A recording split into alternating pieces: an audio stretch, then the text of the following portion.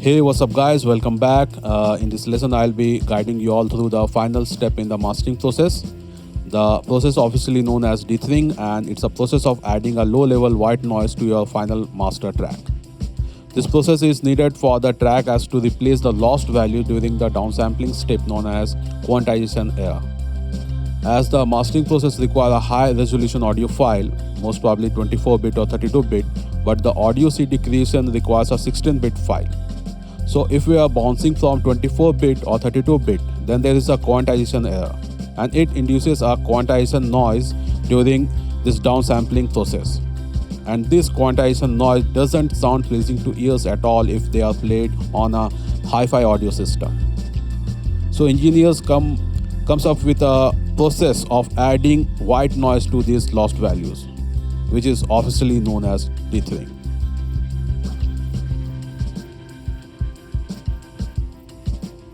Guys, officially in FL Studio there is a built-in noise shaping dither algorithm, and one can sure use it during track downsampling. It's important to use dither when we downsample from a higher bit depth to any lower bit depth. Mostly 32 to 16, 24 to 16, or it can be even 16 to 8. Though average listener will not be able to find the induced quantization noise in the downsample track, as it is only audible in the quietest part of the track, and one can only witness it at louder volume levels. But it's really beneficial to add this dither noise to the downsample tracks. Guys, over here I'll be showing you all two different ways in which one can add dither to their tracks.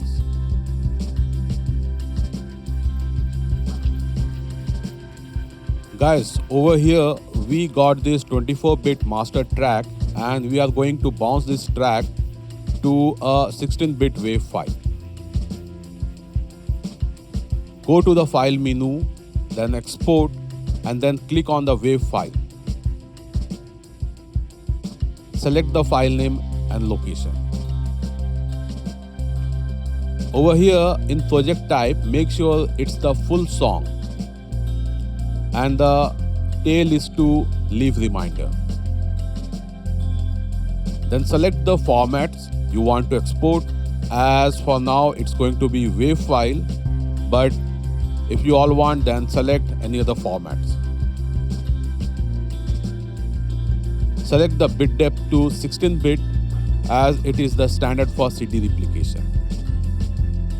Then over here I am going for the highest quality 512 sync resampling, which is possible with FL Studio 20. If you guys are bouncing the track to 16-bit direct from 24 or 32-bit project file and not from 24 or 32-bit master track, then it's very important to set the mixer resampling quality also to 512 sync. If mixer resampling is set anything lower than the export resampling, then one will not get the highest quality result during export. Always remember to set both the mixer and export resampling quality to highest point sync, which is supported by your computer.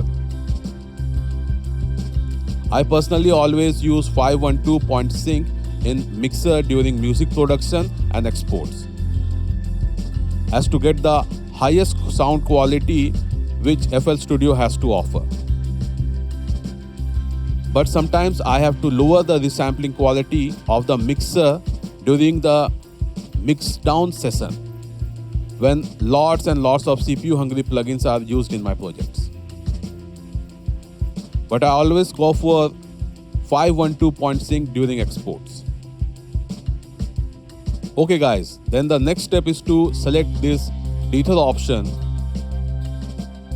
high quality for all plugins, and disable maximum polyphony is always on, so don't turn them off, as we require the highest quality possible.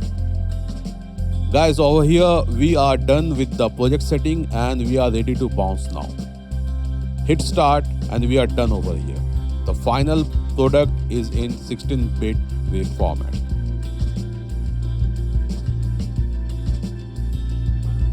Guys, unfortunately, FL Studio only got one and only one Dether algorithm, and there is no additional options and setting for it. So the thing is, there are different Dether algorithms and each is used for their distinct nature and quality. POWR or psychoacoustically optimized word length reduction is the professional Dether algorithm used worldwide. Power 1, Power 2, Power 3 are different types. Power 1 is normal Dether algorithm. Power 2 got some additional noise sampling algorithms. Power 3 got everything and is specially optimized around 2 to 4 kHz with an extended dynamic range of 20 dB for more effectiveness. So guys, if you all are not satisfied by the FL Studio Dether option, then there are always third-party plugins available out there which you all can use it during dethering step.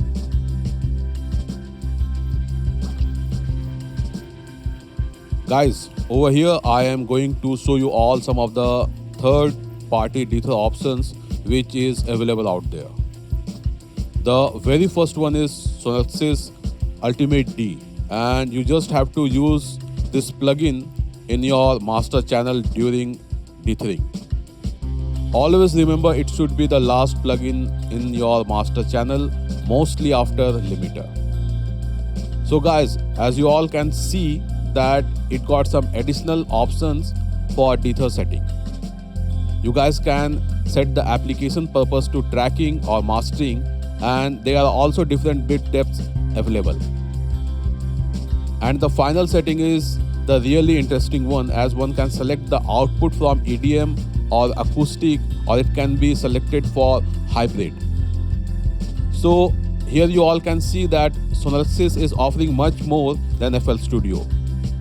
So feel free to use it in your projects.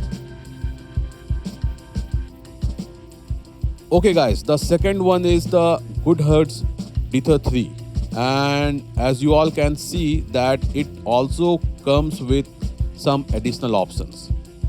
The first option is no doubt the different bit depth settings. The second option is auto blanking, which lets the Dether noise to gate during any silent passage, a really professional feature. The third and fourth option lets you all set your preferences to Dether amount and noise shaping. So basically users have got some serious flexibility during the dethering step. And no doubt this plugins too goes into your master channel during the Dether step and will be the last in the plugin chain.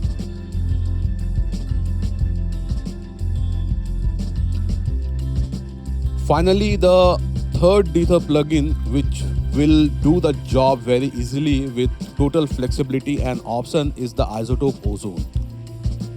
We got our Isotope Ozone over here, and no doubt it has to be in the master channel and should be the last in the plugin chain. Or it can be the only plugin in the master channel if you guys will be mastering using only Isotope Ozone. Please remove any mastering plugins from the Isotope Ozone mastering chain if it is only used for Dether purpose. Isotope Ozone allows you to set the bit depth, Dether amount and noise shaping as per your need. So get the best result from these options by selecting it according to your requirements.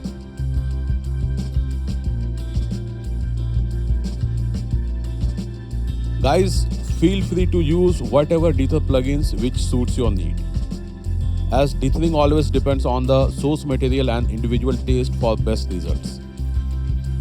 No doubt, one should always have the flexibility during music production for the best possible output. One of my favorite Dether algorithm is from Apogee Electronic, which is known as UV22HR, and it is the best algorithm I have used till date in my projects. This 22HR UV22HR Dether algorithm is available in DAW like Apple Logic Pro and Steinberg Cubase. and one can really get the professional output from it. That's all, guys. Hope you all enjoyed this lesson. So let's move on to the next lesson.